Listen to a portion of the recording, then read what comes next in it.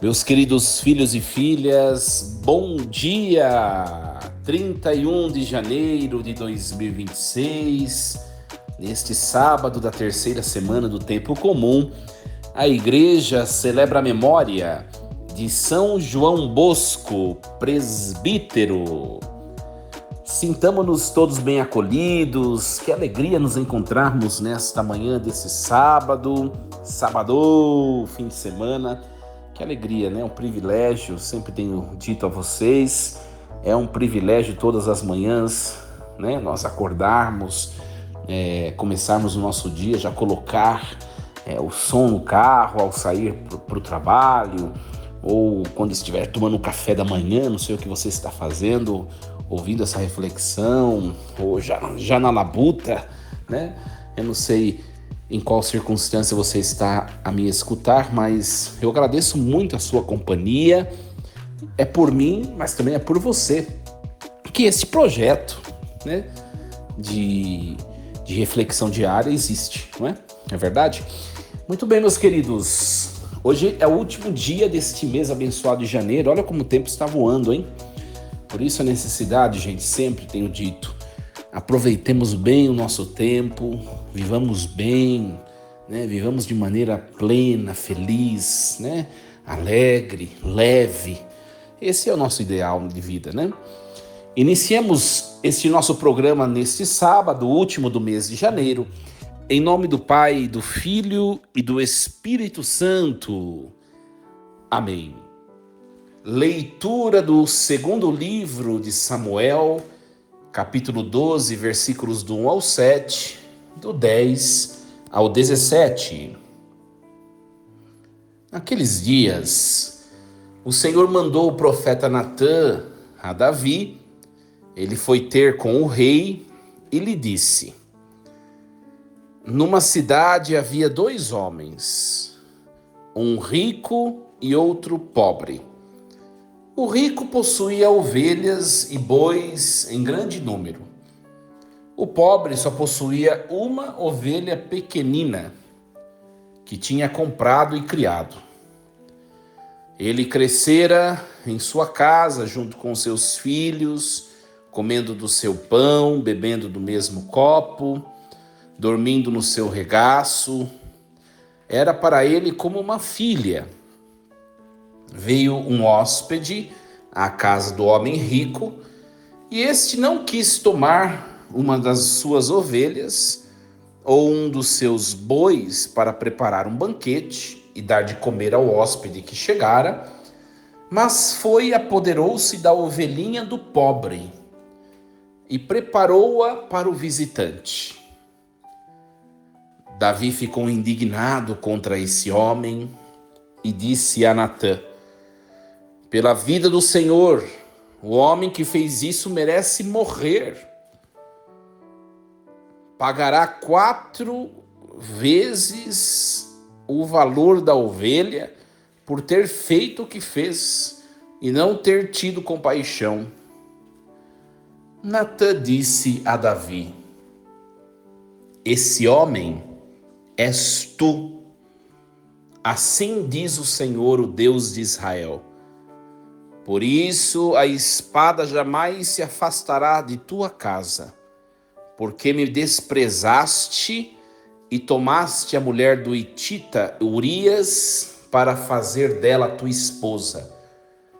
Assim diz o Senhor: da tua própria casa farei surgir o mal contra ti, e tomarei as tuas mulheres sob os teus olhos e as darei a um outro, e ele se aproximará das tuas mulheres à luz deste sol. Tu fizeste tudo às escondidas. Eu, porém, farei o que digo diante de todo Israel e à luz do sol. Davi disse a Natã: pequei contra o Senhor. Natã respondeu-lhe: de sua parte o Senhor perdoou o teu pecado, de modo que não morrerás. Entretanto, por teres ultrajado o Senhor com teu procedimento, o filho que te nasceu morrerá. E Natã voltou para a sua casa. O Senhor feriu o filho que a mulher de Urias tinha dado a Davi e ele adoeceu gravemente. Davi implorou a Deus pelo menino e fez um grande jejum. E voltando para casa, passou a noite deitado no chão. Os anciãos do palácio insistiam com ele para que se levantasse do chão, mas ele não o quis fazer, nem tomar com eles alimento algum. Palavra do Senhor. Graças a Deus. Meus queridos, nós estamos acompanhando o segundo livro de Samuel e já tenho falado a vocês há vários dias que esse livro faz parte dos livros históricos, né? Dos livros históricos do Antigo Testamento. Narra a história de Davi, o segundo livro de Samuel, desde a sua ascensão ao trono até os últimos anos do seu reinado, né? Esse texto foi provavelmente escrito, gente, no século X a.C., tá? Então o livro destaca temas como a fidelidade a Deus, as consequências do pecado, a misericórdia divina. Então, Davi, nesse segundo livro, ele é apresentado como um líder carismático, mas também, na segunda parte do livro, é apresentado como um homem falho, né? Cujas ações refletem as lutas humanas entre a obediência e a transgressão. Então esse livro serve como lição, né? sobre liderança espiritual, sobre a necessidade do arrependimento. E essa perícope que nós ouvimos hoje, que é, segundo Samuel, o capítulo 12, versículos do 1 ao 7 e do 10 ao 17, apresenta o confronto do profeta Natã com o rei Davi, após o seu pecado de adultério com Betsabeia. Então, o pecado de adultério foi o que nós acompanhamos ontem. Se você não acompanhou esse programa de ontem, então peço a você que dê uma pausa aí, vai lá escutar o programa de ontem, depois você volta, para que você possa entender a sequência do texto, tá? Então, Davi, ele assassina Urias para poder ficar com a esposa de Urias, né? Que é Betsabeia. Então, Natã, que é o profeta, ele usa uma parábola para expor a injustiça que Davi tinha cometido. Então, levando ao arrependimento. Então, os versículos do 1 ao 7 contam a parábola. Depois, os versículos do 10 ao 17 revelam as consequências do pecado e a reação de Davi. Então, essa passagem de hoje, gente, destaca muito a justiça divina, o papel da profecia, a possibilidade do perdão, né? Sendo uma passagem lida frequentemente na liturgia católica para refletir sobre o pecado, né? Sobre o arrependimento, sobre a graça de Deus. Então, a primeira parte do texto, eu já acabei de dizer, vai mostrar a parábola. Natã se aproxima de Davi e vai contar essa parábola. Davi não percebe, mas essa parábola vai estar falando para ele, né? Então, essa parábola ilustra a injustiça social e moral. O rico representa Davi na parábola que nós ouvimos, né? Que apesar da sua posição e do seu poder, tomou o que não lhe pertencia, né? O que não lhe pertencia na parábola é a ovelha, né? Na vida real de Davi é Betsabeia, a esposa de Urias, tá? Então Natã usa uma narrativa simples, gente, para confrontar o rei e revela ao rei como o pecado afeta não apenas o indivíduo, mas também os outros. O texto destaca, gente, a hipocrisia. Davi, ele julga severamente o rico da parábola. Como que o rico tem várias ovelhas, mas ele, para não gastar as suas ovelhas, ele vai lá no pobre que tem uma só e mata exatamente a do pobre para poder servir alimento para a visita da casa dele. Ou seja, então Davi, ele julga esse rico da parábola. Mas ele é cego ao seu próprio pecado. Ele é esse rico da parábola, e Natan está contando essa parábola para ele. Interessante, né? Então, isso reflete o tema bíblico da justiça divina, onde Deus usa profetas para corrigir os seus líderes. Então, essa passagem, gente, nos ensina a reconhecer a nossa própria injustiça. Muitas vezes nós julgamos os outros, gente, com rigor. Eu sempre tenho falado muito isso, muito. Usamos muito rigor para julgar os outros, mas somos indulgentes conosco, né? Então, para nós refletirmos sobre situações em que nós tomamos algo alheio, né? O tempo, os recursos, os nossos relacionamentos, né? É um momento de refletirmos, né? Então, a justiça, gente.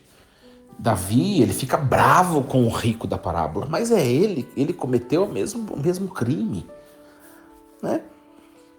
Às vezes, gente, vem gente confessar, né? Às vezes vem umas pessoas para se confessar e começa a confessar pecado dos outros, sabe? Ah, o meu marido, padre, tá difícil porque ele tal. Ah, minha esposa, porque ela tal. Ah, minha nora, minha sogra, não sei o que, sabe? Quando vem com esses discursos, gente, é porque a pessoa é incapaz de se perceber, como Davi. Fica bravo com o rico que manda matar a ovelha do pobre, mas ele possuiu a esposa do outro, né? Possuiu a esposa do outro. Então, nós precisamos estar sempre atentos, antes de julgar, de apontar, de nos irarmos pelas injustiças das pessoas. Percebamos que nós também não somos perfeitos. Não somos perfeitos. Uma vez eu disse numa homilia, nem só uma vez, várias vezes, né? Às vezes a gente aponta o político X, o político Y. O político X é ladrão, não? Rouba, já roubou milhões e não sei o que e tal. Aí a gente vai olhar a vida da pessoa, né? A gente pergunta pra pessoa, viu, você tem trabalho? Você tem salário? Tenho, graças a Deus, padre, tô trabalhando e tal.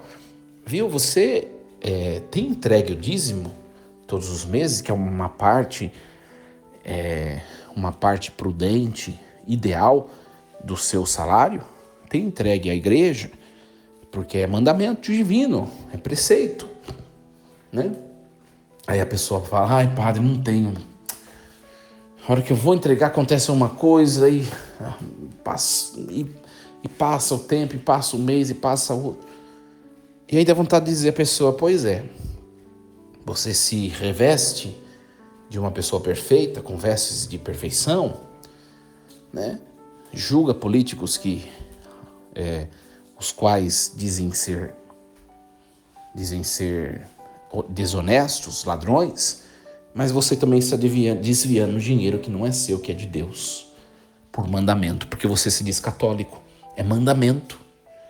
Qual que é a diferença de um político que rouba milhões e de alguém que rouba de Deus? O que é de Deus? Que é pouquinho, mas é de Deus, né?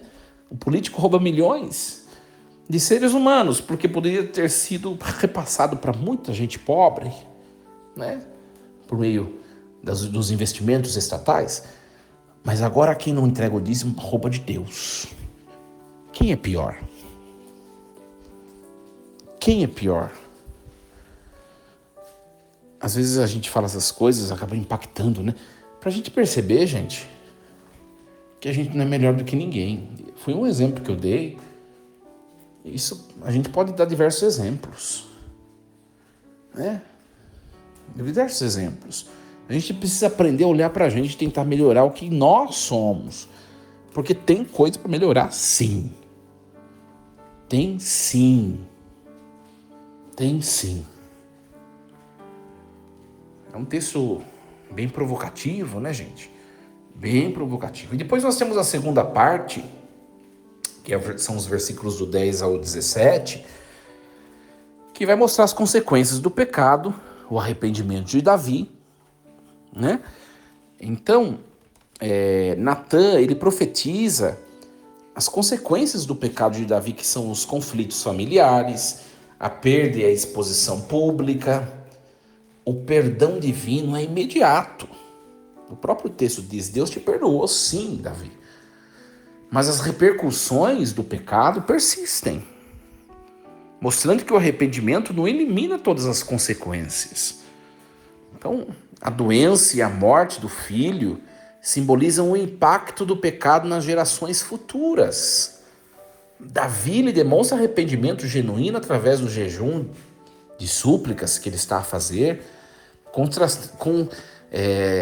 contrastando com a sua anterior indiferença. Mas ainda assim as consequências virão. Sabe? Nós escolhemos as consequências das nossas más escolhas, do nosso pecado, gente. E Deus não tem nada a ver com isso, não. E às vezes essas consequências, elas são perpetuadas em gerações que vêm depois de nós. Né? Anteontem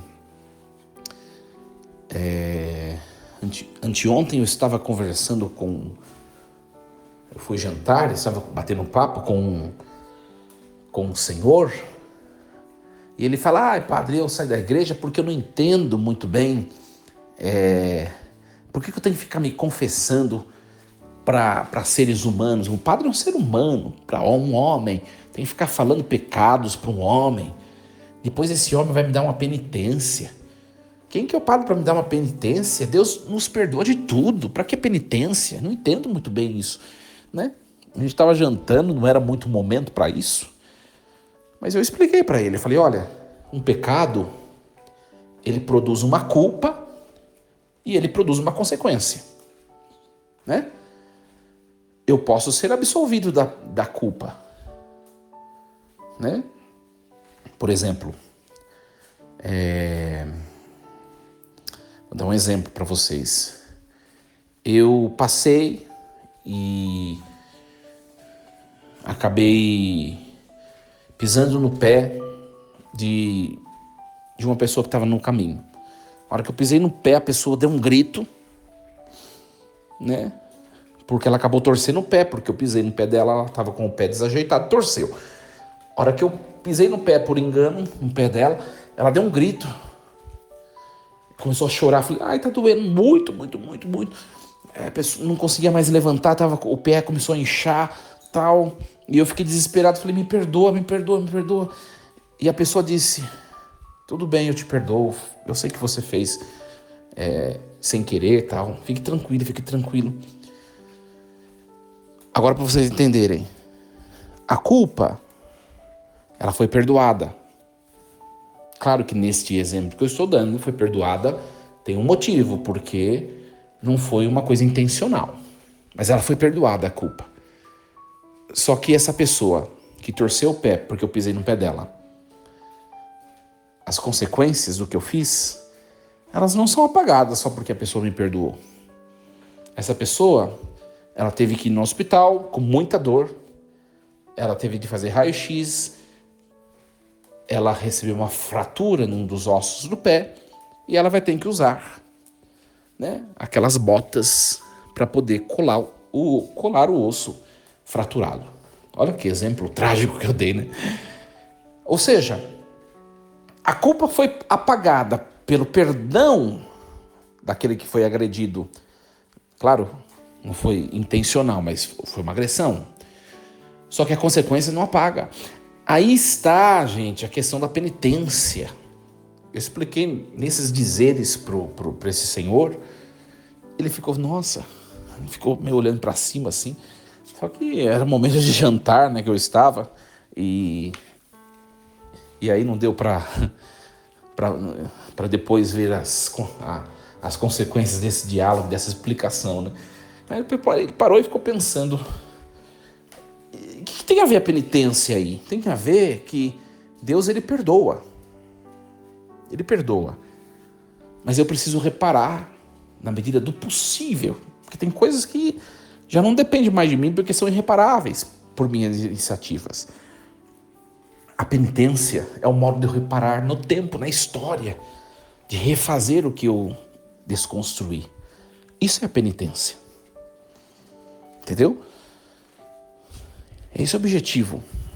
Então, a absolvição concede o perdão da culpa, mas a penitência que vai poder emendar-me, assim diz os documentos da igreja, que vai poder me ajudar a corrigir as consequências temporais. Então, é muito importante isso, né? É muito importante. Então, o pecado tem consequência e Davi, ele é perdoado. O texto faz questão de enfatizar. Você foi perdoado, mas as consequências elas vão ter que acontecer, Davi. Você vai ter que enfrentar para poder saná-las, né? Então, o pecado tem consequências duradouras, mesmo após o perdão. Então, quando você errar, que nós confessemos imediatamente, né? Mas aceitemos as consequências de cada ato, de cada escolha, como Davi fez, né? Então, por isso, gente, a palavra responsabilidade é uma palavra importantíssima para nós. Cada escolha, cada passo a ser dado, cada ação, que nós refletamos e pensemos bem antes de fazê-la. Esses dias eu estava falando para vocês, né? Cuidado no ato de falar, né? Porque tem gente que pensa que sinceridade é ficar falando o que pensa em qualquer coisa sem censura. E a sinceridade imprudente, ela se torna irresponsabilidade, né? Então, que nós aproveitemos esta liturgia de hoje, essa perícope de hoje, segundo Samuel 12, e aproveitemos para nos lembrar que Deus é justo, né? Deus é justo, mas também Ele é misericordioso.